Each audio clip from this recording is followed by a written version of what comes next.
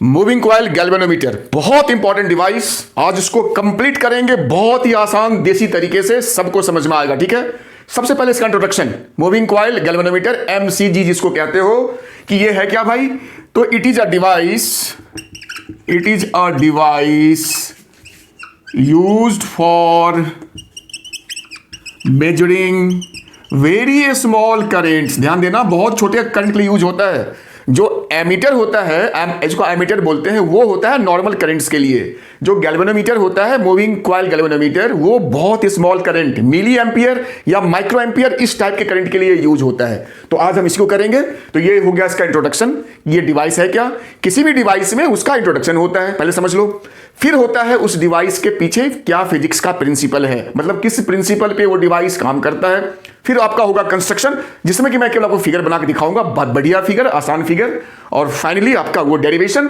हमें फाइनली जो डिराइव करना होता है इस डिवाइस में, वो होता है deflection of pointer NBA upon K into current I। हमें फाइनल ये डिराइव करना है। ठीक है, तो हम वन बाय वन चीजों को करते हैं। आप आराम से देखना, बिल्कुल समझ में आएगा, 100% लिख के आओगे।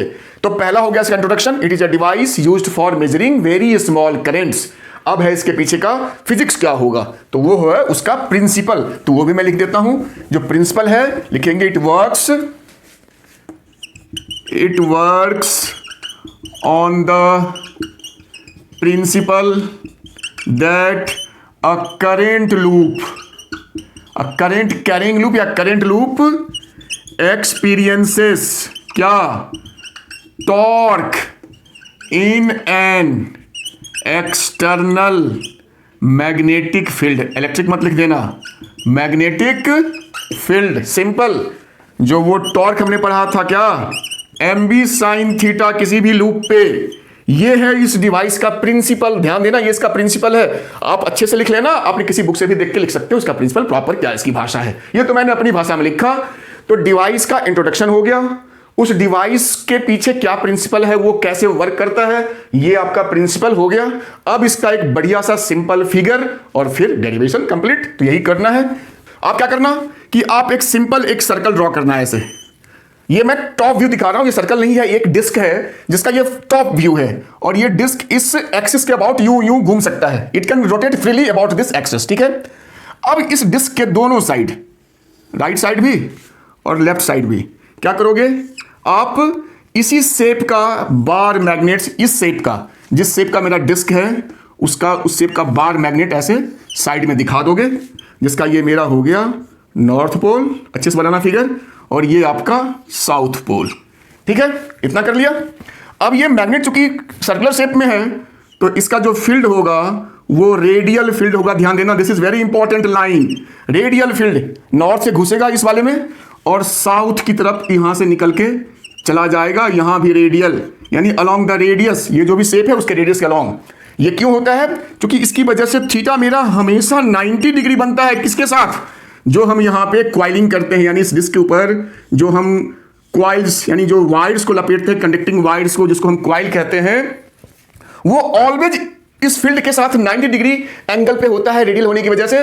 तो आपका for a given amount of current, torque आपका कांस्टेंट होगा। खैर इतना डिटेल में नहीं जाना है, आप ऐसे दिखा देना। ठीक है, और इसको बोलते हैं रेडियल मैग्नेटिक फील्ड। भाई कई बार पूछता है why radial magnetic field, to maintain a constant torque for a given position, तो या फॉर अ गिवन करंट। तो ये आपका हो गया, इस पे हमने वायर लपेट दिया।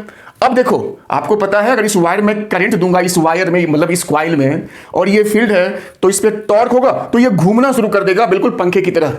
बट हमें पंखा तो बनाना नहीं है, हमें तो बनाना है मेजरिंग डिवाइस, जिसमें यहां पे लगा देते हैं एक पॉइंटर, और उसके ऊपर वही जो स्केल होता है जिसपे वोल्ट या एम्पियर जो भी है लिखा रहता है, जिससे कि हमें रीडिंग मिलती है। ये बना दिया, आपका कंप्लीट हो गया मूविंग कॉइल गैल्वेनोमीटर। एक चीज रह गई इसमें, मैंने कहा ना ये पंखा बन जाएगा अगर इसको हम रोकेंगे नहीं। तो इसको पंखा ना बने, ये पंखा ना बन जाए, यहां पे एक लगा देते हैं स्पाइरल स्प्रिंग। अब ये स्प्रिंग क्या करता है, इसका एक एंड उस एक्सिस से कनेक्टेड होता है, यानी उससे फिक्स होता है, और दूसरा एंड इस डिस्क में फंसा होता है। अब ये जैसे ही घूमने की कोशिश करता है, तो एक खास अमाउंट घूमने के बाद ये जो कॉइल है इस डिस्क को वहां जाके रोक देता है। तो अब ये आपकी रीडिंग एक खास पॉइंट पे जाके आपको देता रहेगा, गोल गोल गोल गोल नहीं घूमेगा। ये स्प्रिंग का काम है, क्लियर, जिसका कि स्प्रिंग कांस्टेंट के कह लेगी उसका, है ना, स्प्रिंग ही कह लो, स्पाइरल स्प्रिंग है इसका, उन्होंने कुछ टॉर्शनल कांस्टेंट बोलते हैं यार, स्प्रिंग ही है, स्प्रिंग कांस्टेंट ही बोलो, इतना कॉम्प्लिकेशन में नहीं जाना है। अब फिगर हो गया, इंट्रोडक्शन हो गया, प्रिंसिपल हो गया, सिंपल सा हमने फिगर बनाया है, आपको फुल मार्क्स आ जाएंगे ऐसा फिगर बना देना। अब है आपका वो डेरिवेशन कैसे करेंगे। तो देखो जो टॉर्क होता है किसी भी लूप में, हमने कहा ना वो होता है एम बी साइन थीटा, जहां थीटा एंगल है एम और बी के बीच में, और थीटा मेरा 90 है, तो भाई साइन 91 होता है, तो इसको हटा दो। अब दूसरा स्टेप आप पूरा लिखना, मैंने दूसरे स्टेप में हटाया इसको। और हमें पता है जो एम है ये डाइपोल मोमेंट होता है, तो वो होता है एन आई ए, बाकी बी था मैंने बी लिख ही दिया, तो मेरा एम बी हो गया एन आई ए इंटू बी। ये मेरा हो गया इक्वेशन 1, जो इसमें टॉर्क है करंट की वजह से। अब ये जो स्प्रिंग है ये एक रीस्टोरिंग टॉर्क लगाएगा इसको रोकने के लिए, और इसको रोकता भी है, तो लिखेंगे द रीस्टोरिंग टॉर्क। कहां लिखूं, चलो ये लिखते हैं, the restoring torque by the spiral spring. Spring वो टॉर्क क्या होगा, तो टॉर्क होता है स्प्रिंग का के थीटा, क्या होता है के थीटा, और चूंकि ये रीस्टोरिंग टॉर्क है, चूंकि टॉर्क ऑलरेडी माइनस के थीटा होता है नॉर्मली, और रीस्टोरिंग है तो फिर माइनस, तो ये हो गया आपका प्लस में के थीटा, तो ये आपका हो गया इक्वेशन 2। अब टॉर्क हो गया एक एन आई ए बी, एक हो गया के थीटा, तो फ्रॉम इक्वेशन 1 and 2, तो इसको मैं यही लिख लेता हूं फ्रॉम इक्वेशन, तो मेरा हो गया के थीटा यानी torque equals to N B A into I. थोड़ा सा मैंने इसको ये रीअरेंज कर दिया तो अच्छा दिख रहा है, तो हमें थीटा ही तो निकालना है, तो वो हो गया एन बी ए अपॉन के इंटू आई, और यही था आपका मूविंग कॉइल गैल्वेनोमीटर। 2-3 स्टेप में डेरिवेशन है, हम पता नहीं क्यों परेशान होते रहते हैं। हो गया। अब ये देखो यहां पे एक चीज और नोटिस करना, ये जो थीटा है this is the deflection of pointer, ये जैसे कितना ज्यादा घूमेगा, तो देखो n कांस्टेंट यानी number of turns in the coil, b your magnetic field by this magnet, a cross section area of the coil, ध्यान देना ये मैंने बताया नहीं, और k तो मैंने बता ही दिया था टॉर्सनल कांस्टेंट या स्प्रिंग कांस्टेंट। I जो है इस कॉइल में जो हमने करंट को फ्लो करवाया था उसी को तो हमें मेजर करना था, तो देखो एन बी ए अपॉन के ये पूरा कांस्टेंट है, number of turns, magnetic field area और स्प्रिंग कांस्टेंट, तो इसको हम लोग गैल्वेनोमीटर कांस्टेंट भी कहते हैं। तो जो डिफ्लेक्शन ऑफ पॉइंटर थीटा हो गया, कह सकते हो कि आप कुछ भी ले लो यहां पे एक, उसको जी ही लिख लो, जी इंटू आई, बहुत इंपॉर्टेंट नहीं है समझना, खाली ये समझना कि ये कांस्टेंट है गैल्वेनोमीटर कांस्टेंट, बाकी ये आपका मेन फार्मूला है। क्लियर, आपका गैल्वेनोमीटर हो गया खत्म। अब इसकी क्या प्रॉब्लम है ये समझ लो कि गैल्वेनोमीटर जो है ये केवल छोटे करंट को मेजर कर सकता है मिली और माइक्रो एम्पियर्स में।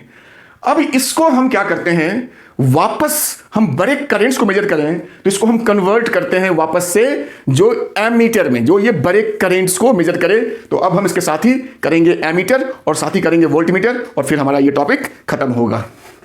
हाँ, तो अब हमने कहा कि अब हम गैल्वेनोमीटर को कन्वर्ट करेंगे एमीटर में, ये भी पूछता है साथ साथ ही पूछता है, तो कैसे करेंगे, तो लिखेंगे to convert a galvanometer into an ammeter we connect, ध्यान देना, a very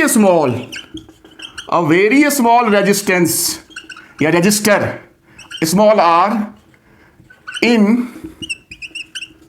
parallel to it, यानी गैल्वेनोमीटर के साथ, और इसी स्मॉल रेजिस्टेंस को बोलते हैं शंट बोलते हैं, शंट रेजिस्टेंस। ठीक है, तो ये हो गया इसके पीछे का। अब ये चीज क्या, ये समझो कि कैसे कनेक्ट करते हैं, बिल्कुल आसान चीज है, आपको बिल्कुल आसान लगेगा, कुछ मुश्किल नहीं है ये।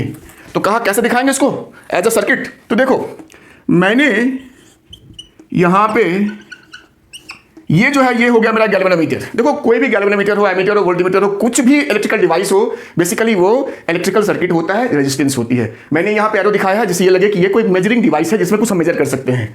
कहा कि ये जो मेरा डिवाइस है एक्चुअली ये बहुत छोटे करंट के लिए बना है, इसमें अगर हम कोई बड़ी करंट डालेंगे तो ये फूक जाएगा, ये जल जाएगा, ये डिस्ट्रॉय हो जाएगा। और हमें ध्यान देना, हमें मेजर करना है बड़ी करंट आई, और इसमें हम आई डाल नहीं सकते हैं। तो देखो भाई लॉजिकल, इसमें कोई सा रॉकेट साइंस नहीं है, बहुत ही लॉजिकल है। कहा भाई एक बाईपास यहां से बना दो जो कि इस गैल्वेनोमीटर को बाईपास करके निकल जाए। तो कहा भाई ये कैसे हो सकता है, कहा यहां पे एक छोटा रेजिस्टेंस लगा दो, छोटा रेजिस्टेंस जो जी से काफी छोटा हो, तो इस पाथ में चूंकि रेजिस्टेंस कम है तो more of the current will pass through this branch, और ये हमारा फूकने से बच जाएगा। तो हमारा बारीक करंट को हमने इसमें डाल के हमने उसी हिसाब से इसको कैलिब्रेट करके हमने करंट की वैल्यू भी निकाल ली, और ये हमारा जला भी नहीं, ये फूंका भी नहीं। तो यही इसके पीछे का लॉजिक है शंट रेजिस्टेंस लगाने का। तो मैंने ये समझा दिया कि शंट रेजिस्टेंस क्यों लगाते हैं, छोटा रेजिस्टेंस। अब समझो करंट मेरा इधर से मेन करंट आया जिसे हमें मेजर करना है इस जंक्शन पे। ये जी देखो, जो तुम्हारा जी है ये बहुत बड़ा है शंट रेजिस्टेंस से, तो इसमें बहुत कम करंट आई जाएगा, तो इसमें तुम्हारा जाएगा आई माइनस आई जो बचा। अब सिंपल सर्किट है, ऊपर एक रजिस्टर नीचे रजिस्टर, दोनों पैरेलल में है, तो जो वोल्टेज दोनों के क्रॉस होगा वो सेम ही होगा। तो वोल्टेज ऑफ शंट रेजिस्टेंस तो वोल्टेज ऑफ गैल्वेनोमीटर। अब ये क्या होता है, इसका आई तो आई माइनस आई है, इसका आई इंटू आर, और इसका हो जाएगा सीधा आई इंटू जी।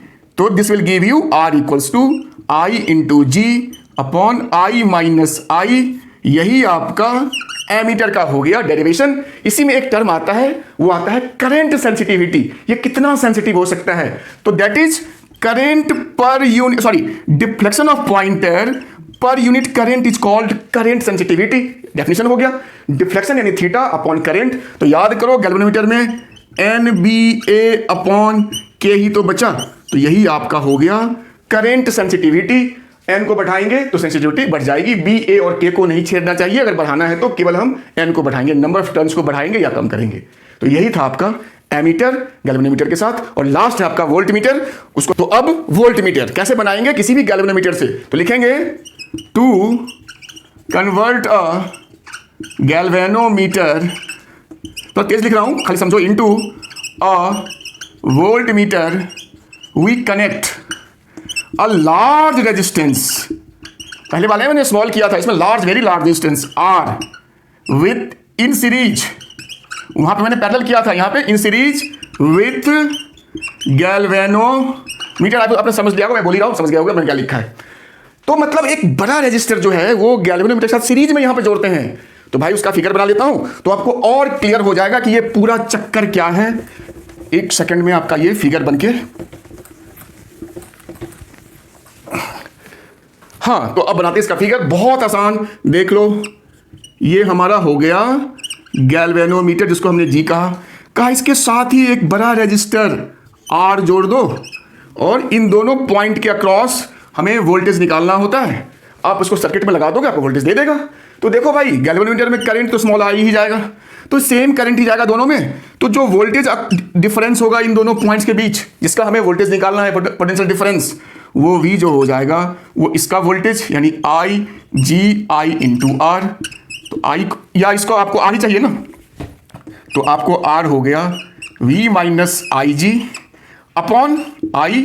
तो ये हमारा इतना रेजिस्टर लगाएंगे किसी रिक्वायर्ड वोल्टेज रेंज में मेजर करने के लिए। और चलते चलते जो वोल्टेज सेंसिटिविटी, तो deflection of pointer upon voltage, तो N B A upon K, और सॉल्व करने पे ये 1 अपॉन आर आ जाएगा कि वोल्टेज सेंसिटिविटी क्या होती है, deflection of pointer per unit voltage. तो देखो आपका एमसीजी मूविंग कॉइल गैल्वेनोमीटर हो गया, उसका पूरा डेरिवेशन, फिर एमीटर हो गया, और लास्ट में चलते चलते वोल्टमीटर। यही था आपका। और एक चीज और ध्यान रखना, जो आइडियल वोल्टमीटर होता है उसका आर बहुत बड़ा, मतलब इनफाइनाइट होना चाहिए, चलो याद रखना। और जो एमीटर होता है आइडियल, उसका आर 0, तो ये भी कभी कभी पूछता है। तो यही था आपका एक इंपॉर्टेंट डिवाइस कह लो, जो भी